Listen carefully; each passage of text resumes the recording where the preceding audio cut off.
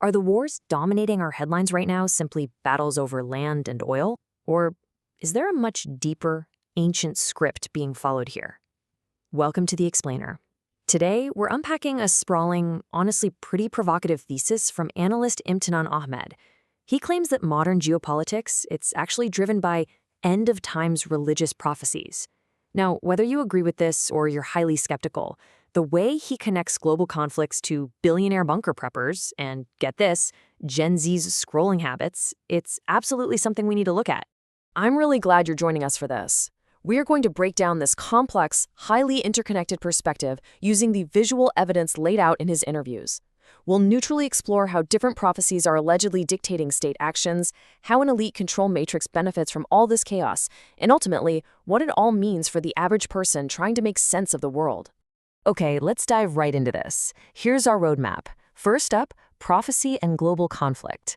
Then, the elite control matrix. Third, media consolidation and deception. Fourth, we'll zoom in on Pakistan's systemic crisis. And finally, we'll wrap up with Gen Z and future survival. Let's get to it. Starting off with Section 1, Prophecy and Global Conflict. So Ahmed argues that we are currently living in the end of times, and treating Middle Eastern conflicts as mere resource disputes, he says that misses the point entirely. And to back this up, he points straight to Western figures. Take American political figure Pete Hegseth, for example.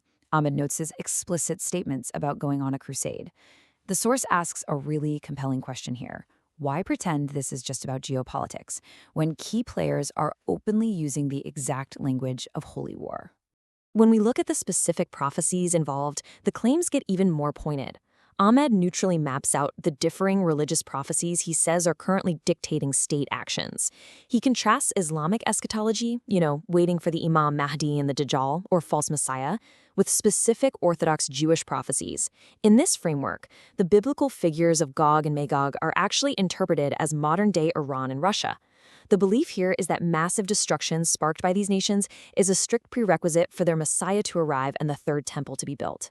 And this brilliantly illustrates the urgency of his claims. Ahmed points to a highly specific timeline driving all this behavior, beginning with the acquisition of Jerusalem back in the 1960s. But the absolute crucial deadline he highlights? October 2027. That is literally just a few years away. The claim is that their messiah must arrive before this date, meaning global powers are acting with rapid, intense aggression to actively catalyze these events to fit their ticking clock.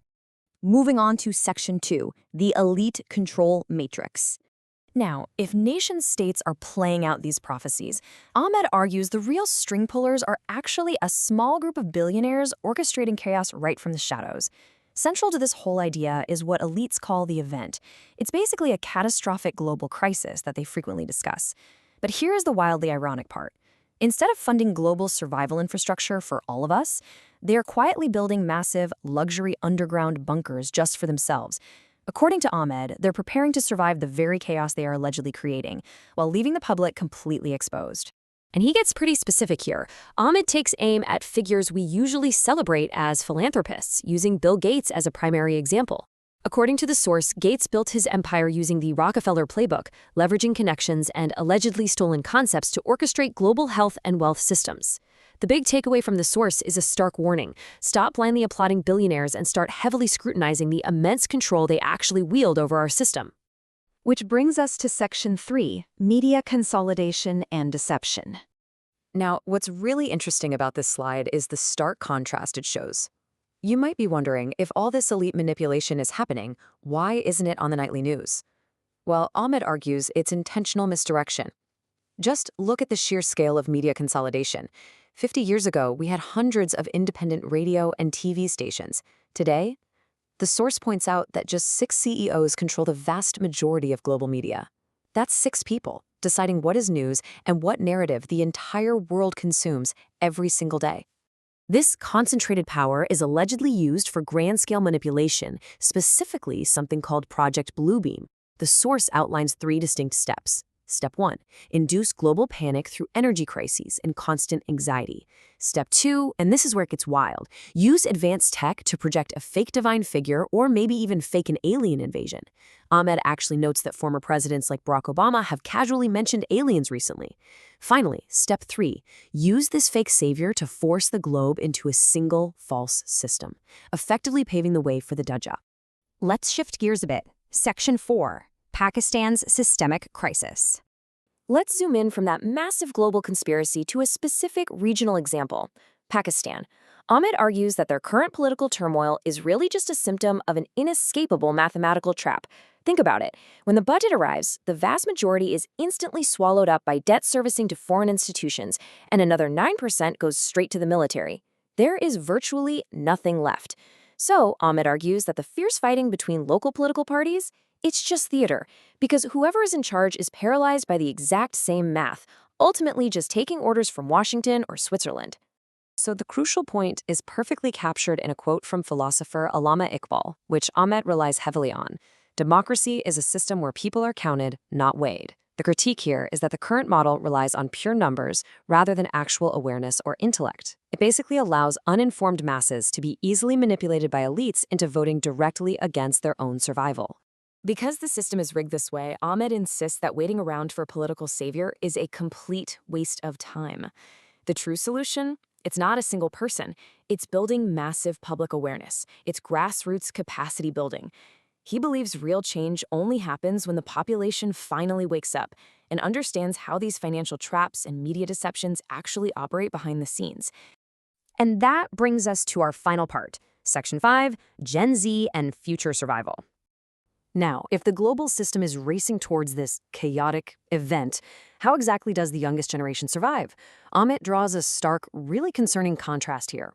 Past generations learned physical resilience, right? Growing their own food, surviving off-grid. Gen Z, on the other hand, has essentially been raised by algorithms. Ahmed argues that these platforms intentionally push trauma and anxiety, creating a pacified generation that's entirely dependent on tech and severely lacking in basic real-world survival skills. To really highlight this, Ahmed recounts a pretty telling anecdote.